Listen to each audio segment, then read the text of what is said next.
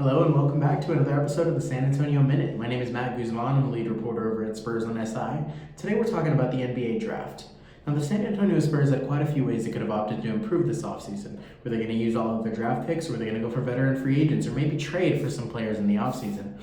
As they normally do, they chose to go for a more steady, slow approach. They drafted 3 different players, 1 in the first round, 2 in the second round, and they signed a veteran free agent, but not a star. So let's go back to the NBA draft and kind of talk about those 3 players. Now, first of all, you've got Stephon Castle. He comes from UConn.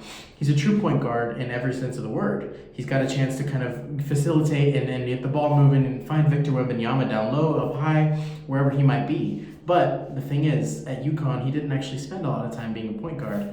The Huskies were a very well-rounded team, one of the deepest in the NCAA, which is why they won a title. So he didn't actually have to showcase some of those skills that he's going to use in the point guard role with the Spurs. Now, that didn't stop them from drafting him because they see the talent and the potential that he has at that position. And especially going for Chris Paul this offseason, he can be a perfect mentor for somebody like Castle as he tries to grow into a new role alongside Victor Wembanyama. Now, in the second round, you move on, you got Juan Nunez with the number 36 overall pick. He was an interesting selection. He's somebody that the Spurs don't exactly think is going to come over to their team this season, but one of the best passers in the draft. He's a no-brainer. For somebody like the Spurs who look for point guards that can pass and players that are not selfish, he's a dream target. He may not be an impact this season, but he's definitely going to be a player down the road that they want to use, that they want to bring on and utilize. Now, rounding out their draft class, number 48 overall, you had Harrison Ingram from North Carolina.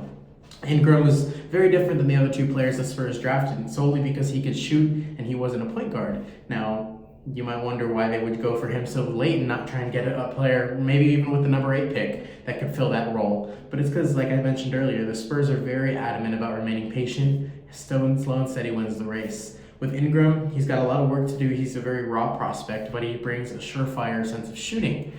And that's somebody that the Spurs can absolutely utilize off the bench. And as he develops a little bit more, can turn into that sharpshooter role that they lost in Doug McDermott. And, as they're kind of taking on this new wave of youth, he's somebody that can come in, shoot, make a couple of buckets, and really get them going. Overall, it was a strong draft class for the Spurs, and definitely all 3 players are going to be able to make impacts, whether it's now, whether it's later, but they definitely fit the scheme.